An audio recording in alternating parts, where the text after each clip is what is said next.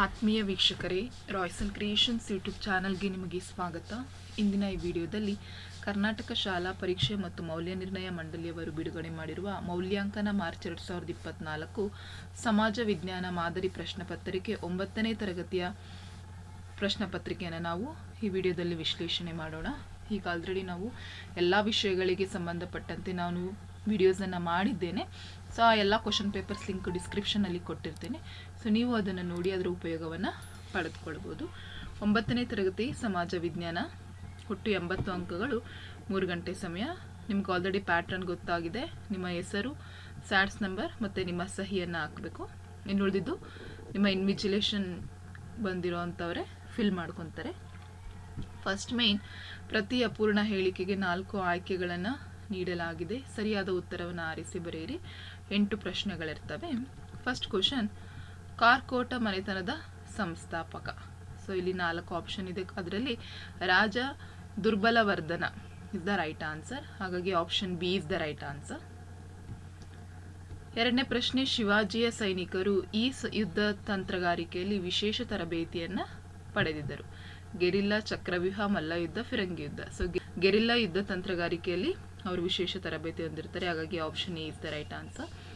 Third question, ರಾಜ್ಯ ಶಾಸಕಾಂಗದ ಮೇಲ್ಮನೆ. So ಶಾಸಕಾಂಗದ ಮೇಲ್ಮನೆ ಯಾವಾಗಲೂ ವಿಧಾನ ಪರಿಷತ್ ಆಗಿರುತ್ತೆ. ಹಾಗಾಗಿ ಕೊಟ್ಟಿರೋದಲ್ಲಿ option D is the right answer.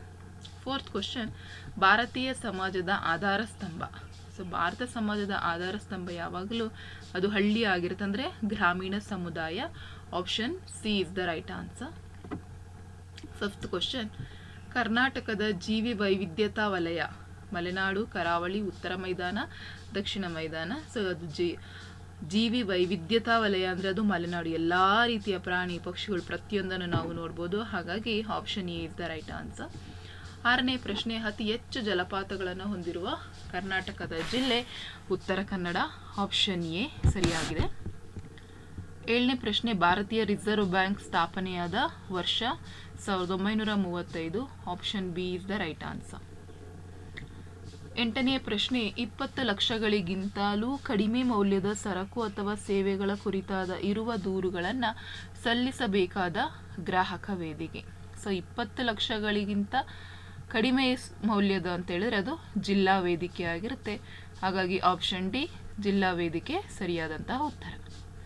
So ಇದಿಷ್ಟು ನಿಮಗೆ ಒನ್ ವರ್ಡ್ ಆನ್ಸರ್ ಕ್ವಶನ್ಸ್ ಆಗಿರುತ್ತೆ ಮಕ್ಕಳ. ಸೊ ಈಗ ನಾವು ಇದಿಲ್ಲ ಮತ್ತೆ ಸೆಕೆಂಡ್ ಮೇನಲ್ಲಿ ಅಲ್ಲಿ ಒಂದು ವಾಕ್ಯದ ಪ್ರಶ್ನೆಗಳಲ್ಲಿ MCQ ಆದರೆ ಇಲ್ಲಿ ಒನ್ ವರ್ಡ್ ಆನ್ಸರ್ಸ್ ಇರ್ತವೆ. 9ನೇ ಪ್ರಶ್ನೆ, ಗುರುನಾನಕರ ಬೋಧನೆಗಳ ಸಂಗ್ರಹ ಯಾವುದು? ಸೊ ಗುರುನಾನಕರ ಬೋಧನೆಗಳನ್ನೆಲ್ಲವನ್ನು ಸಂಗ್ರಹ ಮಾಡಿರೋದು ಗ್ರಂಥ ಸಾಹಿಬ. 10ನೇ ಪ್ರಶ್ನೆ, ಅಹಂ ಬ್ರಹ್ಮಾಸ್ಮಿ ಎಂದು ಪ್ರತಿಪಾದಿಸಿದವರು ಯಾರು? ಶಂಕರಾಚಾರ್ಯರು ಅಹಂ ಬ್ರಹ್ಮಾಸ್ಮಿ ಅಂತ ಹೇಳಿ ಪ್ರತಿಪಾದಿಸ್ತಾರೆ. 11ನೇ ಪ್ರಶ್ನೆ, ಸಾಮಾಜೀಕರಣ ಎಂದರೇನು? ಸಾಮಾಜೀಕರಣ ಅಂದರೆ ಮಾನವನು ಸಾಮಾಜಿಕ ವ್ಯಕ್ತಿಯಾಗಿ ರೂಪುಗೊಳ್ಳುವಂತಹ ಒಂದು ಪ್ರಕ್ರಿಯೆಗೆ ಸಾಮಾಜೀಕರಣ, ಸೋಷಲೈಸೇಷನ್ ಅಂತ ಹೇಳಿ ಕರೀತಾರೆ. 12ನೇ ಪ್ರಶ್ನೆ, ಕುಟುಂಬ ಪರಿಸರದಲ್ಲಿ ಮಗು ಕಲಿಯುವ ಮೌಲ್ಯಗಳಾವು? ಸೊ ಒಂದು ಕುಟುಂಬದ ವಾತಾವರಣದಲ್ಲಿ ಮಗು ಪ್ರೀತಿ, ವಾತ್ಸಲ್ಯ, ಸತ್ಯ, ಪ್ರಾಮಾಣಿಕತೆ, ತಾಳ್ಮೆ, ಸಹಕಾರ ಈ ಎಲ್ಲ ಗುಣಗಳನ್ನು ಕುಟುಂಬ ಪರಿಸರದಲ್ಲಿ ಕಲಿತಾರೆ. 13ನೇ ಪ್ರಶ್ನೆ, ನೀರಾವರಿ ಬೇಸಾಯವನ್ನು ವ್ಯಾಖ್ಯಾನಿಸಿ. ಸೊ ನೀರಾವರಿ ಬೇಸಾಯ ಅಂದರೆ ಕೆರೆ, ಕಾಲುವೆ, ಬಾವಿ ಮುಂತಾದ ಮೂಲಗಳಿಂದ ನೀರನ್ನು ಬಳಕೆ ಮಾಡಿ ಸಾಗುವಳಿ ಮಾಡುವ ಕೃಷಿ ಪದ್ಧತಿಗೆ ನೀರಾವರಿ ಬೇಸಾಯ ಅಂತ ಹೇಳಿ ಕರೀತಾರೆ. 14ನೇ ಪ್ರಶ್ನೆ, ಉತ್ಪಾದನಾ ಅಂಗಗಳು ಯಾವ್ಯಾವು? ಭೂಮಿ, ಕಾರ್ಮಿಕ, ಸಂಘಟನೆ ಇವು 3 ಉತ್ಪಾದನಾ ಅಂಗಗಳು. 15ನೇ ಪ್ರಶ್ನೆ, ಕಾರವಾರದ ಬಳಿ ಇರುವ ನೌಕಾನೆಲೆಯನ್ನು ಏನೆಂದು ಕರೆಯುತ್ತಾರೆ? ಸೊ ಕಾರವಾರದ ಬಳಿ ಇರುವಂಥ ನೌಕಾನೆಲೆಗೆ ಸೀ ಬರ್ಡ್ ನೌಕಾನೆಲೆ ಅಂತ ಹೇಳಿ ಹೆಸರು. 16ನೇ ಪ್ರಶ್ನೆ, ಮಾರುಕಟ್ಟೆ ವ್ಯವಸ್ಥೆ ಎಂದರೇನು? ಮಾರುಕಟ್ಟೆ ವ್ಯವಸ್ಥೆ ಅಂದರೆ ವಸ್ತುಗಳು ಮತ್ತು ಸೇವೆಗಳು ಉತ್ಪಾದಕರಿಂದ ಗ್ರಾಹಕರವರೆಗೆ ನಡೆಯುವಂತಹ ಎಲ್ಲ ಚಟುವಟಿಕೆಗಳಿಗೆ ಮಾರುಕಟ್ಟೆ ವ್ಯವಸ್ಥೆ ಅಂತ ಹೇಳಿ ಕರೀತಾರೆ. ಸೊ ಇದಿಷ್ಟು 8 ಪ್ರಶ್ನೆಗಳು one word answer. So totally 16 ಅಂಕಗಳು ನಿಮಗೆ 1 ಮಾರ್ಕ್ಸಿಗೆ ಇರ್ತವೆ. ಸೊ ಈಗ ನಿಮಗೆ ಥರ್ಡ್ ಮೇನಲ್ಲಿ 2 ಅಂಕದ ಪ್ರಶ್ನೆಗಳು ಸ್ಟಾರ್ಟ್ ಆಗ್ತವೆ. 2 ರಿಂದ 4 ವಾಕ್ಯಗಳಲ್ಲಿ ನೀವು ಉತ್ತರಿಸಬೇಕು. ಒಟ್ಟಾರೆ 8 ಪ್ರಶ್ನೆಗಳಿದ್ದಾವೆ, 16 ಅಂಕ. 17ನೇ ಪ್ರಶ್ನೆ, ಫ್ರಾನ್ಸಿನ ಕ್ರಾಂತಿಗೆ ಆರ್ಥಿಕ ಅಂಶಗಳು ಹೇಗೆ ಕಾರಣವಾಗ್ತವೆ?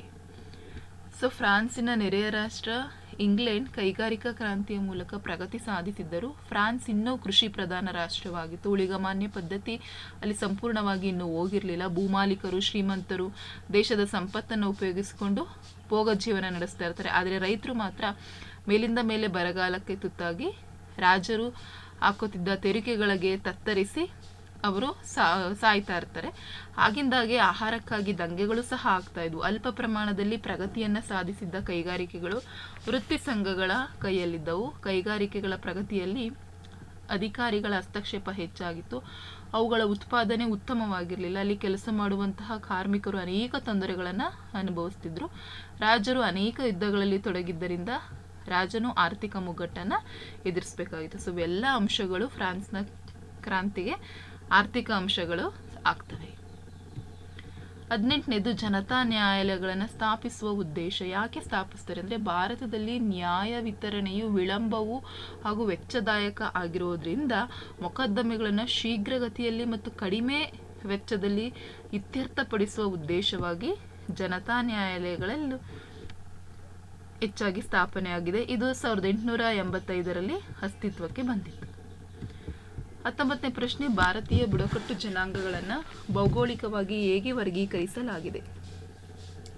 ಮಂಗೋಲಿಯನ್ ಬುಡಕಟ್ಟಿಗೆ ಸೇರಿದಂತಹ ಭಾರತದ ಈಶಾನ್ಯ ವಲಯದಲ್ಲಿ ವಾಸಿಸುವ ಮಣಿಪುರ, ತ್ರಿಪುರ, ಅಸ್ಸಾಂ, ಅರುಣಾಚಲ ಪ್ರದೇಶ, ನಾಗಾಲ್ಯಾಂಡ್ ಮೂಲದ ಜನಾಂಗ, ಚೈನಾ, ಟಿಬೆಟ್ ಮೂಲದ ಜನಾಂಗ, ಈ ರೀತಿ ಈ ಭಾರತದ ಬುಡಕಟ್ಟು ಜನಾಂಗಗಳನ್ನು ಅದರ ಭೌಗೋಳಿಕವಾಗಿ ವರ್ಗೀಕರಿಸಿದ್ದಾರೆ.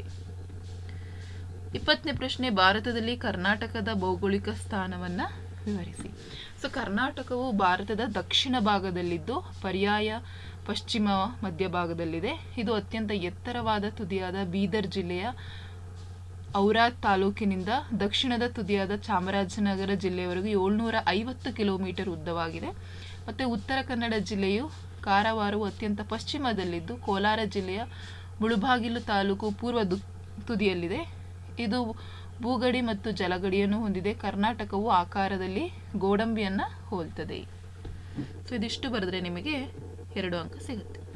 21ನೇ ಪ್ರಶ್ನೆ, ಮ್ಯಾಂಗನೀಸ್ನ ಪ್ರಯೋಜನವೇನು? ಸೊ ಮ್ಯಾಂಗನೀಸ್ ಅದಿರನ್ನು ಕಬ್ಬಿಣ ಮತ್ತು ಉಕ್ಕಿನ ಕಾರ್ಖಾನೆಗಳಲ್ಲಿ ಮಿಶ್ರಲೋಹವಾಗಿ ಬಳಸ್ತಾರೆ. ಇದು ರಾಸಾಯನಿಕವಾಗಿ ವಿದ್ಯುತ್ ಕೈಗಾರಿಕೆ, ರಾಸಾಯನಿಕ ಗೊಬ್ಬರ, ಕ್ಯಾಲಿಕೋ ಪ್ರಿಂಟಿಂಗ್ ಹಾಗೂ ಬಣ್ಣಗಳ ತಯಾರಿಕೆಯಲ್ಲಿ ಬಳಸೋದ್ರಿಂದ ಇದನ್ನು ಬಹುಪಯೋಗಿ ಖನಿಜ ಅಂತಲೂ ಹೇಳಿ ಸಹ ಕರೀತಾರೆ. 22ನೇ ಪ್ರಶ್ನೆ, ಕರ್ನಾಟಕದ ಸಕ್ಕರೆಯ ಕಾರ್ಖಾನೆಗಳು ಕಾವೇರಿ, ಕೃಷ್ಣ, ತುಂಗಭದ್ರಾ ಜಲಾನಯನ ಪ್ರದೇಶಗಳಲ್ಲಿ ಕೇಂದ್ರೀಕೃತವಾಗಿವೆ. ಯಾಕೆಂದರೆ ಸಕ್ಕರೆಯ ಉದ್ಯಮವು ಕೃಷಿ ಆಧಾರಿತ ಉದ್ಯಮ. ಇದಕ್ಕೆ ಬೇಕಾಗುವ ಅಂಶವೇನೆಂದರೆ ಕಬ್ಬು ಉತ್ಪಾದನೆ, ಉತ್ತಮ ಹವಾಮಾನ, ವಿದ್ಯುತ್ ಸರಬರಾಜು, ಸ್ಥಳೀಯ ಮಾರುಕಟ್ಟೆ, ಉತ್ತಮ ಸಾರಿಗೆ ವ್ಯವಸ್ಥೆ, ನುರಿತ ಹಾಗೂ ತಾಂತ್ರಿಕ ಜ್ಞಾನವುಳ್ಳ ಕಾರ್ಮಿಕ ವರ್ಗ, ಬಂಡವಾಳ ಇತ್ಯಾದಿ ಎಲ್ಲ ಅಂಶಗಳು ಕರ್ನಾಟಕದಲ್ಲಿರೋದ್ರಿಂದ ಸಕ್ಕರೆ ಉದ್ಯಮವು ಕರ್ನಾಟಕದ ಕೆಲವು ಭಾಗಗಳಲ್ಲಿ ಪ್ರಗತಿಯನ್ನು ಹೊಂದಿದೆ. 23ನೇ ಪ್ರಶ್ನೆ, ಶ್ರಮ ವಿಭಜನೆಯ ಉತ್ಪಾದನೆ ಹೆಚ್ಚಳಕ್ಕೆ ಹೇಗೆ ಕಾರಣವಾಗಿದೆ? ಸೊ ಹೇಗೆ ಕಾರಣವಾಗಿದೆ, ಯಾವೆಲ್ಲ ಅಂಶಗಳು ಅಂದರೆ ಒಂದು ಉತ್ಪಾದನೆ ಗುಣಮಟ್ಟ, ಸರಾಸರಿ ವೆಚ್ಚ, ಶ್ರಮದ ದಕ್ಷತೆ, ಲಾಭ, ಸಂಶೋಧನೆ ಮತ್ತು ಅಭಿವೃದ್ಧಿ. 24ನೇ ಪ್ರಶ್ನೆ, ವ್ಯವಹಾರದ ನಿರ್ಣಯಗಳನ್ನು ತೆಗೆದುಕೊಳ್ಳುವ ಸಂದರ್ಭದಲ್ಲಿ ಗಮನಿಸಬೇಕಾದ ಪ್ರಮುಖ ಅಂಶಗಳು ಯಾವುವು? ಸೊ ಒಂದು ಸಮಸ್ಯೆಯನ್ನು ಪರಿಹರಿಸಬೇಕಾದರೆ ಉತ್ತಮ ನಿರ್ಧಾರವನ್ನು ತೆಗೆದುಕೊಳ್ಬೇಕಾಗುತ್ತದೆ. ಆ ನಿರ್ಧಾರ ತೆಗೆದುಕೊಳ್ಳುವಾಗ ಏನೆಲ್ಲ ಅಂಶಗಳನ್ನ ಪಾಲಿಸಬೇಕು ಅಂದರೆ ಒಂದು ಸಮಸ್ಯೆಯನ್ನು ವಿಶ್ಲೇಷಿಸಬೇಕು, ಇನ್ನೊಂದು ಕಾರ್ಯಗತ ಮಾಡಲು ಯೋಜನೆಯನ್ನು ರೂಪಿಸಬೇಕು, ಧೈರ್ಯ ಮತ್ತು ತಾಳ್ಮೆಯಿಂದ ಪಾಲಿಸಬೇಕು, ಮುಂದಾಲೋಚನೆಗಳ ಗಮನದಲ್ಲಿಡಬೇಕು, ವಿವೇಕಯುಕ್ತ ನಿರ್ಧಾರವನ್ನು ಶೀಘ್ರದಲ್ಲಿ ತೆಗೆದುಕೊಳ್ಳುವ ಸಾಮರ್ಥ್ಯವನ್ನು ಹೊಂದಿರಬೇಕು. ಸೊ ಇವೆಲ್ಲ ಅಂಶಗಳನ್ನು ಗಮನಿಸಿದಾಗ ವ್ಯವಹಾರದಲ್ಲಿ ಒಂದು ಉತ್ತಮ ನಿರ್ಣಯವನ್ನು ತೆಗೆದುಕೊಳ್ಳಲಿಕ್ಕೆ ಸಾಧ್ಯ ಆಗುತ್ತೆ. ಸೊ ಇದಿಷ್ಟು ಮಕ್ಕಳು ನಿಮಗೆ 2 ಅಂಕದ ಪ್ರಶ್ನೆಗಳು. ತದನಂತರ ನಿಮಗೆ 3 ಅಂಕದ 9 ಪ್ರಶ್ನೆಗಳಿದ್ದಾವೆ. ಸೊ ಈ ಪ್ರಶ್ನೆಗಳನ್ನು ನಾನು ಮತ್ತೆ ಉಳಿದಂತಹ 4 ಅಂಕದ ಪ್ರಶ್ನೆಗಳನ್ನು ನಾನು ನನ್ನ ಮುಂದಿನ ವಿಡಿಯೋದಲ್ಲಿ ಅವುಗಳ ಉತ್ತರದೊಂದಿಗೆ ವಿಶ್ಲೇಷಿಸ್ತೀನಿ ಅಂತ ಹೇಳ್ತಾ ಈ ವಿಡಿಯೋನ ಇಲ್ಲಿಗೆ ಎಂಡ್ ಮಾಡ್ತಾ ಇದ್ದೀನಿ. Thank you for watching this video.